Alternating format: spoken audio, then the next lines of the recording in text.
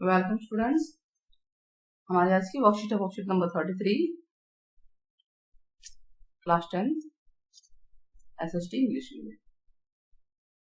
Nationalism in Europe chapter चल रहा है। इसमें टॉपिक है कि कंजर्वेशन इन यूरोप आफ्टर 1815 के बाद यूरोप में जो कंजर्वेशन आया। कंजर्वेशन मतलब क्या होता है कि अपनी एक सिस्टम है, रूलिंग सिस्टम है, अपने ट्रेडिशन को जो ओल्ड है उनको जो है बढ़ावा देना, उनको आगे रखना, उनको कायम रखना। तो इसमें क्या क्या हुआ था हम ये सब पढ़ेंगे इसमें। Napoleon was defeated in 1815। Napoleon जो है 1815 में डिफीट हो गया था।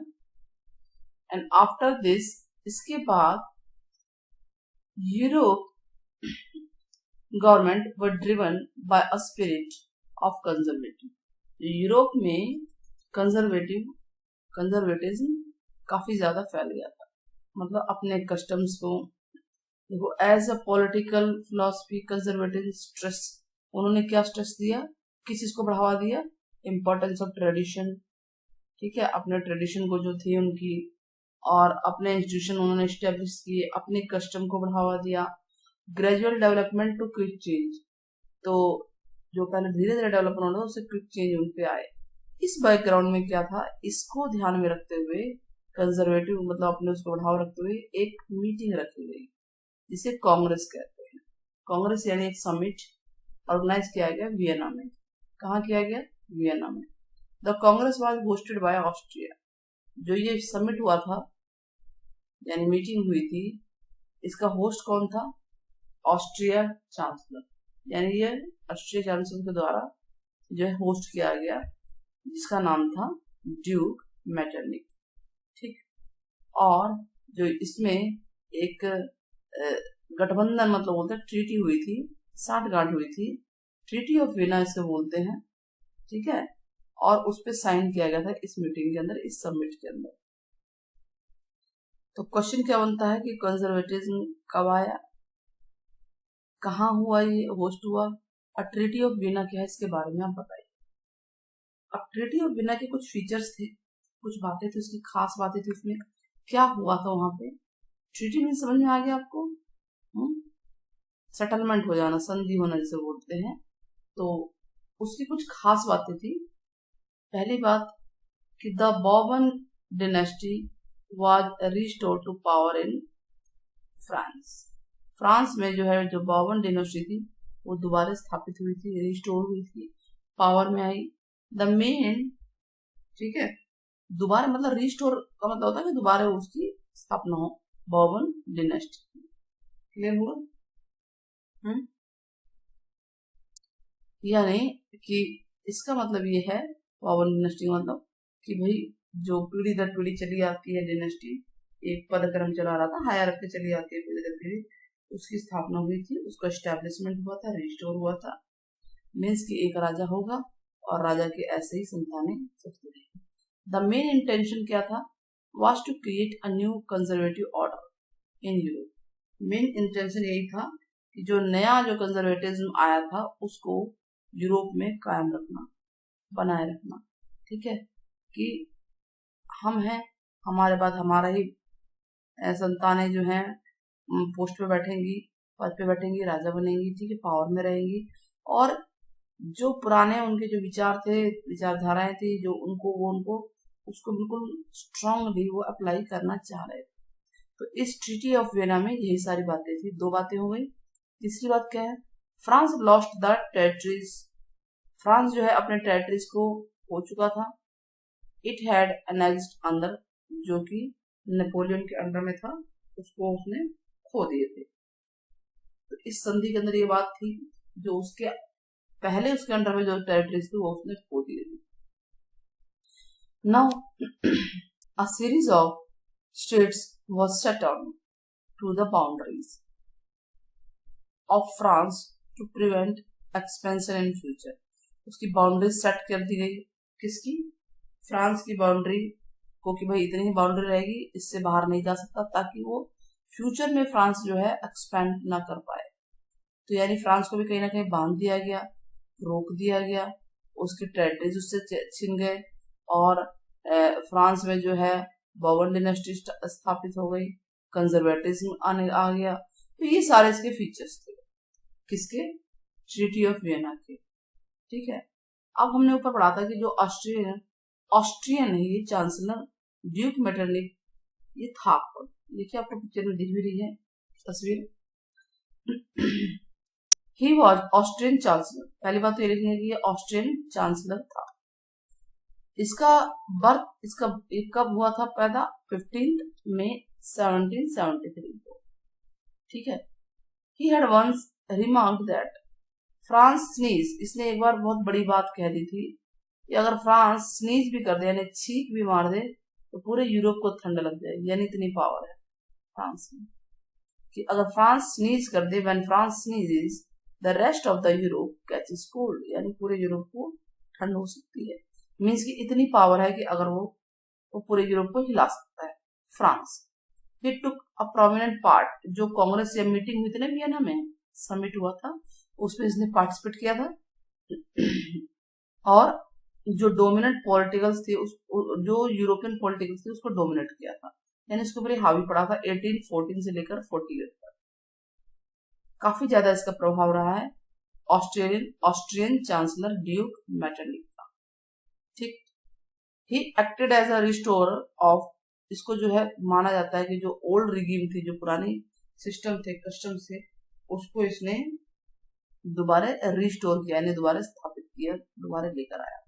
Reconstructed Europe after Napoleon Wars, जो नेपोलियन वॉर हुआ था ना, उसके बाद इसने यूरोप को दोबारा कंस्ट्रक्ट किया। यानी इसका काफी ज्यादा योगदान था उस समय जब बहुत ज्यादा बदलाव चल रहा था फ्रांस के अंदर, यूरोप में, तो इसका काफी ज्यादा उसमें योगदान था। अब मैजनी के बारे में पढ़ते हैं। गिउस्पे मैजनी, अब देख रहे हैं, काफी फेमस था ये भी। 1807 में इसका बर्थ हुआ था और he became a member of secret society of Carbonari. ये सेक्रेट सोसाइटी थी कार्बोनरी की, उसके मेंबर थे ये। ठीक है। और काफी फेमस थे ये भी।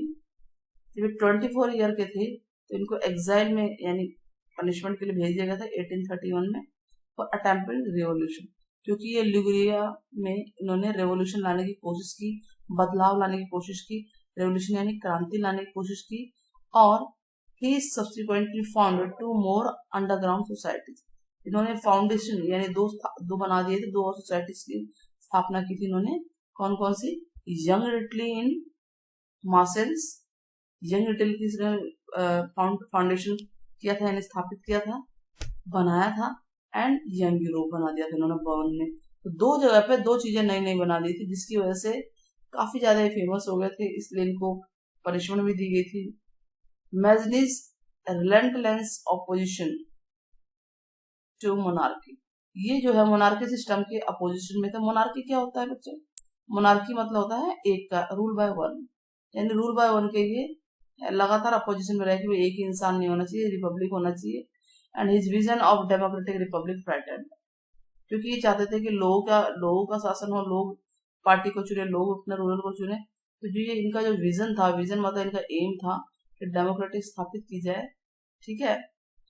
तो ये कंजर्वेटिव लोगों को डराता था। कंजर्वेटिव क्योंकि उनका तो मजे आ रहे थे, उनका तो भाई पीढ़ी दर पीढ़ी जो है चले आ रहा था, उनका जो परिवार जो है वही पोस्ट पर बैठ रहे थे, तो ये उस चीज के अगेंस्ट थे।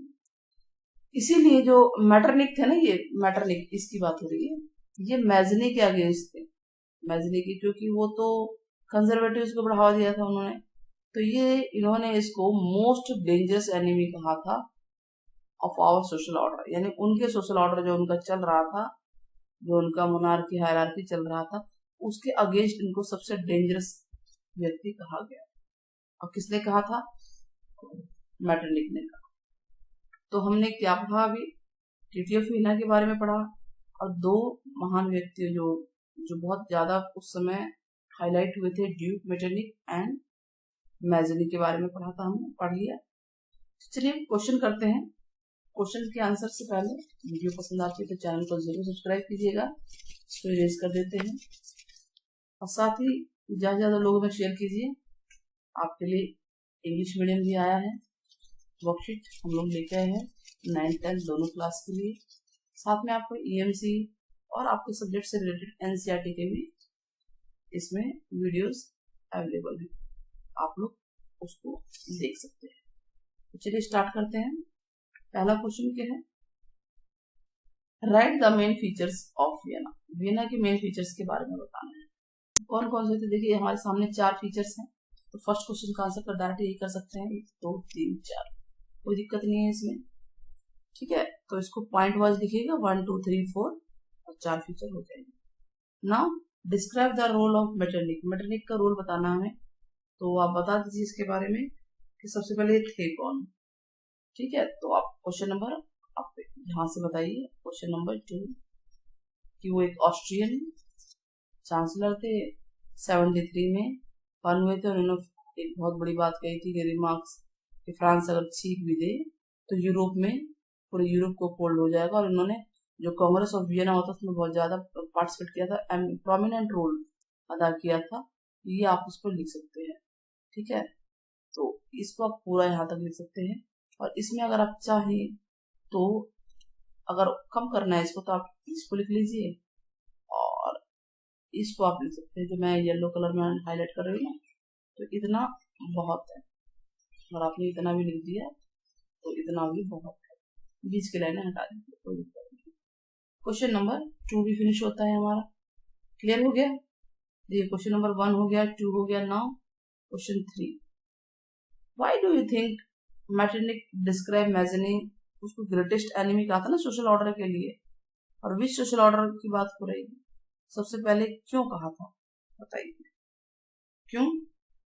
क्योंकि जो मैज़नी थे क्या थे, कौन सी विचारधारा के थे, रिपब्लिक डेमोक्रेटिक ना। तो यहाँ पे हम बताएंगे कि जो मैज़नी थे, ये क्वेश्चन है यहाँ पे 3 का आंसर होगा, कि वो लगातार अपोजिशन में थे मोनार्की के अपोजिशन में थे। और उनका विजन था डेमोक्रेटिक रिपब्लिक को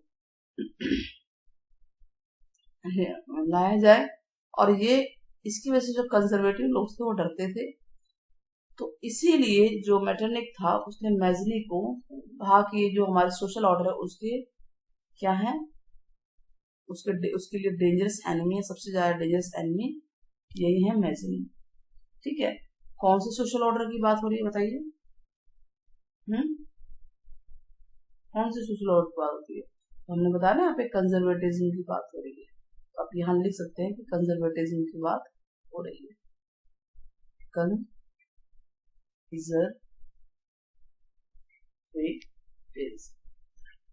ठीक है। तो इस क्वेश्चन का आंसर हो जाएगा आराम से।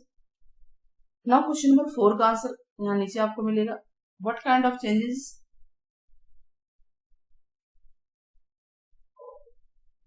Changes in Europe after regime of Napoleon.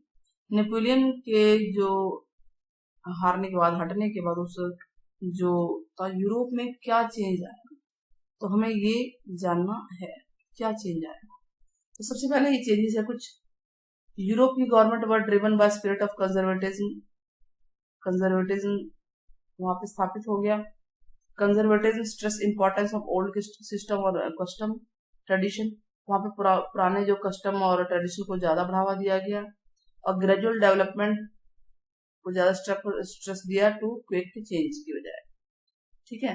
Treaty of Vienna was signed in a summit, तो एक जो समिट हुआ था, यानी जिसे कांग्रेस भी बोलते हैं, तो उसमें वियना की संधि में साइन किया गया था। तो ये सारे के सारे जो है बदलाव आए थे एकदम से नेपोलियन रेजिम के हटने के बाद, ठीक है। उसके शासन के खत्म होने के बाद ये बदलाव आए थे।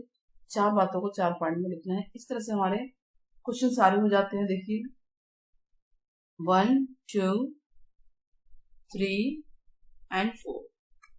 वो वीडियो पसंद आई होगी, नेक्स्ट वीडियो जल्दी लेकर आएंगे आपके लिए। Till then take care, bye bye बच्चों, हैव अ नाइस डे।